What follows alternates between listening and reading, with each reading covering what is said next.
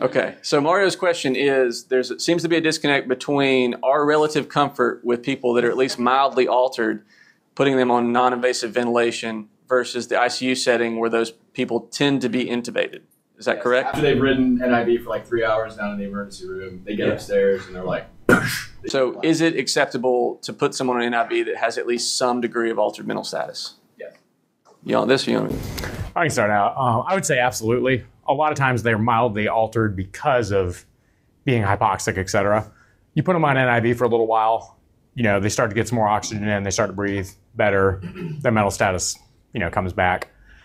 I don't have a set GCS number, obviously 8, I'm going to intubate them. But I think it's completely fine as long as a lot of altered people can follow direct commands fine. They're confused, they're not talking quite right. You tell them squeeze my hand, they can do that. As long as, I don't see any downside to a short trial. You put it on their face, you see if they're tolerating, if they're working with it, it's improving them, you keep it. If they seem to be fighting it heavily, not tolerating, it's not helping their stats, et cetera, then I'd take it off and go to intubation is what I would do.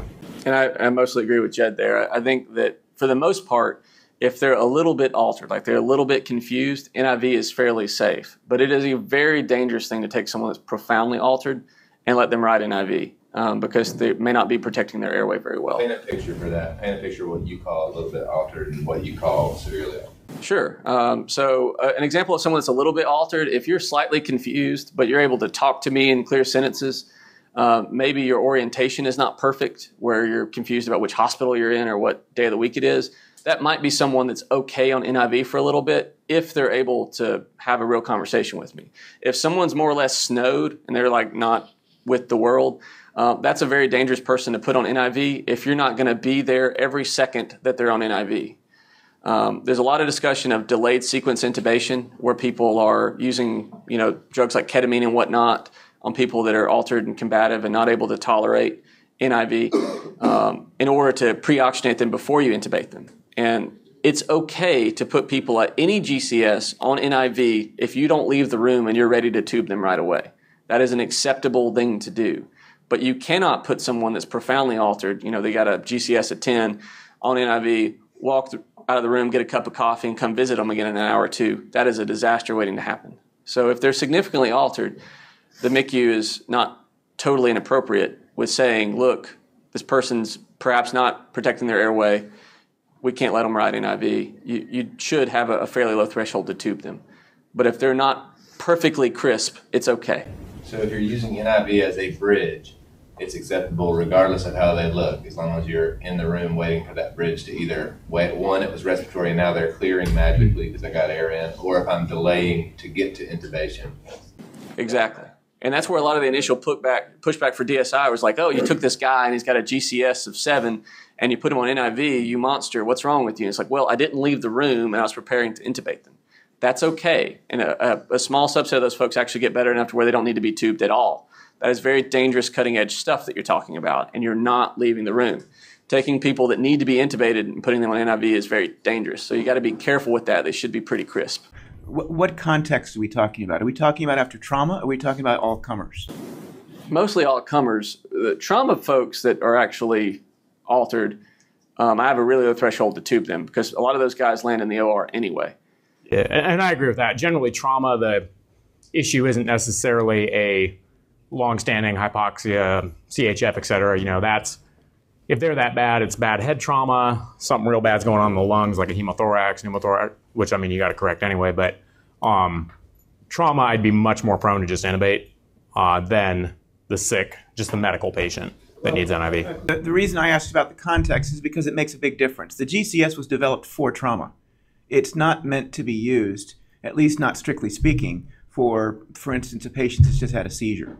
The GCS is predictive of underlying damage in trauma. It's not predictive of underlying damage in non-trauma. So, for instance, you can have a patient who's post-ictal from a seizure who has a GCS of 3. That doesn't mean they need to be intubated. So be a little bit careful about that. In the case of kids in trauma, we use 8 or below.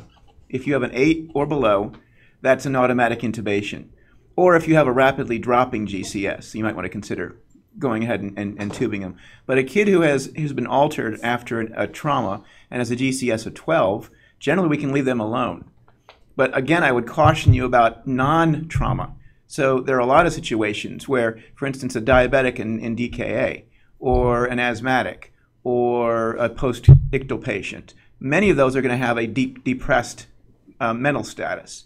That all by itself does not mean they need to be tubed, at least not in the pediatric population. And I would say, Jim, that like you'd have to have a reason to actually be considering intubation as well. Like if you're just saying just because they're altered, I agree with you. Post-ictal folks are off. That's fine. But like we're saying that they were hypoxic or had ventilatory failure or some reason. Okay, so you have in addition. So the context is in addition ventilatory issues with hypoxia. Exactly. So you're bad asthmatic or whatnot.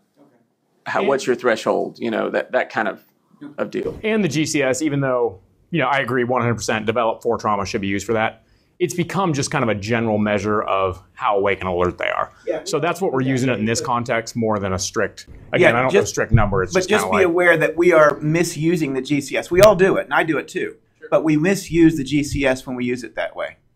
So you really truly shouldn't be using a GCS to describe a post-ictal patient. It's not what it's for. Next question. Dan, real quickly. I mean, so much of our Mario's question is, it depends on can that patient when they start vomiting pull their mask off? Yeah. I mean, that's kind of what it boils down to, right? It's a big part of it. Yeah. So if you think they can and they're a little bit altered, sure. And that's part of it is to get a good seal. Like that's not a quick thing. If you start puking and you're on NIV, it's a disaster because even if I was like fully awake and like ready for it, if I started throwing up, like it takes a few seconds to get this stupid thing off.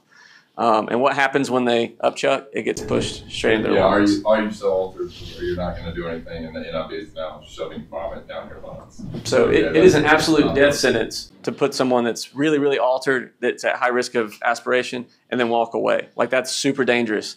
And honestly, in the MICU setting, they may not be doing the one-to-one, like I'm sitting here watching you. You're going to have 20 minutes of NIV time to see if you perk up. I think lots of us have had that person with like COPD or CHF. They look terrible. And you put them on NIV, and they look way better in 20 minutes. And it's 20 minutes of you sitting there watching them on continuous nebs or high-dose nitro drips or whatever the clinical scenario is, and they're a totally different patient. So that when the ICU comes down, they're like, why on earth did you put this guy on NIV? He looks fantastic. And you say, he looks fantastic because I'm an amazing doctor. And, that kind of scenario happens a lot where someone looks way better. I answer every one of my consultants' questions that, like, what's the white count? It's 12,000, and I'm an amazing doctor. Like, every one of them. Like, yeah, we get it. We just want another white count. So as long as you are aware of that, like, there are people that turn around quickly, but if you're like, look, this guy's going to have respiratory failure for a day, and he's already altered, that guy's getting tubed. And if it's not by you, it's by someone else. Why isn't it you? Because it's fun to intubate people. Dan, I just want to underscore something that you said. You're there at the bedside and watching that patient, so this shouldn't be just order the NIV and walk away and go check on them in 2 minutes. You need to spend some time at the bedside to make sure that they are okay, that they're starting to improve and certainly not deteriorate. And that can only happen at the bedside. Totally agree. Anyone that's got any true altered mental status, not just like I'm a little fuzzy, you can't leave that room. You are stuck until you decide to tube them or they're better. Do not walk away from them, which is probably part of the reason the ICU tubes them, is that they're not doing that. And I'm not saying that's wrong because they're there for the long haul.